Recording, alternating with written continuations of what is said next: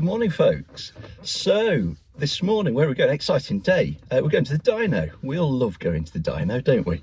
Some people get worried that it's going to break and stuff, but I love going to the dyno. It's exciting. It's a car day. You find out what your car's doing. Has it improved? So yeah, we're going to the dyno.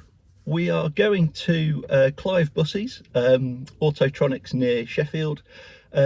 Clive is very experienced, very well reputed in MX5 circles, lots of experience with NCs and EQ tech and stuff like that. Not someone who has tuned one of my cars before. I used to live over on the west side of the country, so Blink and EFI sort of took care of my cars previously. But of course, Clive and Paul Rodison, both very well reputed over this side of the country, so makes sense to take advantage of them while I'm over here. Yeah.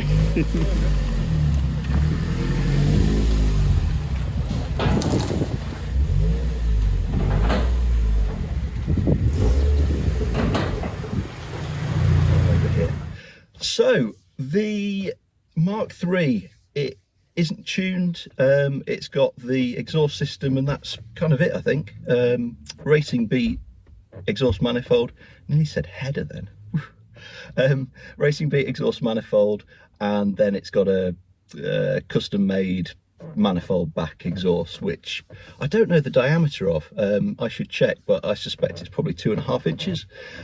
Nicely made by Top Gear Motorsport. I think it's probably got a mid box. It must have a mid box, and then a fairly small rear box with a single exit, which is exactly as I would want, really. So place your bets. I don't really know what it's going to make power wise. What are they, 158 standard? Someone will correct me. 158. We'll go with 158. It's an NC1, so 158, 160, something like that. They tend to do 1.8. I've seen 180, 185 spoken about and reported for fairly basic bolt-on modifications and a tune. And I think Will tells me at least that the standard exhaust manifold is a real restriction, and having seen the pictures, I think I'd agree with him. So who knows? I would love, for sentiment's sake, to make 170 brake horsepower today at the dyno, purely because the Mark I had 170 horsepower. So I think that would be really nice chronologically to sort of say, you know, this is where we were and this is where we're starting from, but it's the same number, and now we're going to search for some more, get some more power somewhere along the line. It's not going to get flashed today. We're not going to get a tune today. It would be very nice to, but I kind of feel like it would be throwing money away when we're not sure what we're going to do longer term. So we'll see what it's doing. It's a baseline day. I just want to see what power the car makes on a dyno that I'm going to use again, so get some comparable numbers. I don't really think dyno numbers are worth much unless you sort of know what you start off with, so that's exactly what we're doing today. Clive's dyno is a rolling road type dyno, I'm pretty sure, and he does do a lot of MX5s, so part of the reason for choosing Clive, on top of him being a good guy, is that he's got lots of experience with MX5s. He can tell me what a sort of a normal baseline number on his dyno is for a Mark III, and tell me if it's in good health, which hopefully it is. So we'll get on the road to somewhere near Sheffield and catch up with you at the dyno.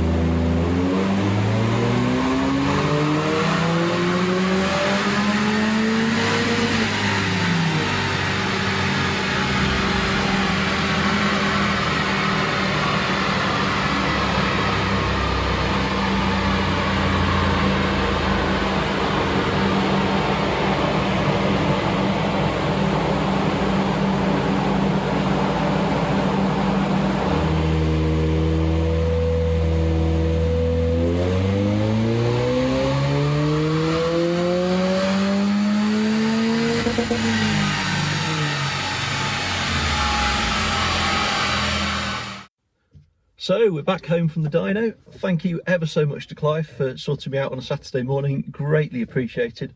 Lovely chap. And the results, we want to know the results. We don't care about anything else. So she did 172, averaged over the 2 runs, brake horsepower, peak figure, and 154 pound-foot of torque averaged over the 2, which is brilliant. Exactly where it should be. Full bill of health. Air fuel ratio was fine, a little bit rich at the top, probably as you want it, and a fairly good sign that the car's in good order. What did I say? I was hoping for 170, wasn't I? Hoping for 170 so that it'd sort of take over from the Mark 1, which made 170. So 172. Bang on the money. I think Clive said that he thought it might make about as much as 175 he thought it might make, so perhaps it's got an old air filter, or it's just not quite as chipper as some motors might be. But yeah, 172 with just a exhaust manifold and an exhaust from a car that makes much less as standard is a right result, and shows just how tunable these cars are, or just how poor they are with the standard Manicat.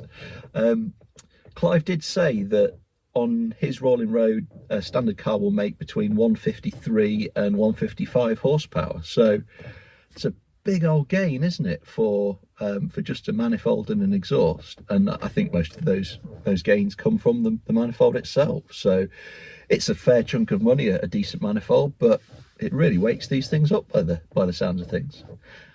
Had a good chat with Clive about options going forward. One question, of course, that pops up is, what would this car do with a remap? I think Clive uses EQ Tech a lot, like a lot of other companies, to essentially allow them to map the standard ECU, which, considering CAN bus and stuff like that, is probably the preferable thing to do. And I think, now I've asked Clive this question, but he's not got back to me yet. But I think they tend to make about 185 with exhaust manifold, exhaust, and I think probably an air filter as well. But I think they tend to make about that. I'm going to correct it with a different number if it's different, or I'll just confirm that's the number. 185, something like that. Beyond that, I did ask him whether the BBR stuff sort of makes the power that it claims. He said he's had a few BBR 200s, and they do tend to make that sort of power. So isn't that amazing? Isn't that absolutely amazing? You get a car that on his dyno does, call it 154 as standard, and you can get up to near as damn it 200 or around about that number with, you know, essentially exhaust manifold, exhaust, air filter probably, and cams in the BBR 200 kit, and that's it. Remarkable, absolutely remarkable. For naturally aspirated tuning, that is, well, it's 30%, isn't it? Even I can do that maths in my head. 30% increase in power. Mental, absolute madness. So it's really, it makes the car an interesting car to modify, because lots of NASP stuff, you can't do too much. It's sort of, you throw money at it and you don't get too much back. But this, wow. It's really, really new to the standard, isn't it? And we sort of know the Ford Duratec's a good engine. So it's just finding that power in there. So I think that's the path we'll take with this car, and we're trying to get some horsepower naturally aspirated. We're not really turbo guys, not really supercharger guys, on a track car at least. So I think that's the way we'll go with it. So yeah, we'll make more naturally aspirated power at some point. In the meantime, we'll enjoy our 172 brake horsepower. That feels good, and the joy of having a really, really slow daily like I've got now. I've got a 118, 115, something like that, horsepower Civic diesel daily. It makes this feel all right. It's never going to set your knickers on fire, but yeah, you sort of get in it and you're like, oh yeah, this is perky enough, happy with that. So yeah, we'll see what we can do with it, and in the meantime we'll enjoy it. Next part of my benchmarking is going to be weighing it. So I think, what do fairly basic cars weigh? I think the soft top cars weigh, I think it's near as damn it 1100 kilos, something like that. I'm sure it's something like that. So who knows what it weighs at the minute. It's got a little bit of trim missing, but it's got a blooming great big roll bar in it. We have put light wheels on it. What else? It's got some trim out of the boot. Yeah, anything else? Coilovers and stuff. It's got thicker RX-8 roll bars, so they'll probably weigh a bit. But yeah, it's a fairly basic spec. It does have airbags in the seats. I looked at that because I'd rather not have that. It's got just the standard sound system, so it's not got a load of extra amps and speakers and stuff, which is good. And it's got a hardtop on, but we'll take that off to weigh it, I should think. So we'll just have the soft top on to weigh it. So see if you can guess in the comments. I'm not sure when I'm going to get it weighed, but I'll try and get it weighed in the next few weeks. So have a guess. How much is the winning blue Mark III going to weigh? Winner gets the pride of winning. There you go. They get a pat on the back. In fact, I'm going to have a guess. I might win it. I think it's going to weigh 1,995 kilos. There you go. 1095. There's my guess. Have a guess below. Let's see who can get the closest, and then I'll be horribly disappointed when it's 1135 kilos. Right, anyway, on to the next one.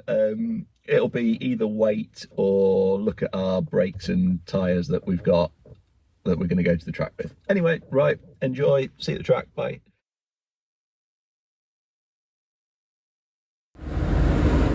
Hallelujah. So much better. Thank you, gents.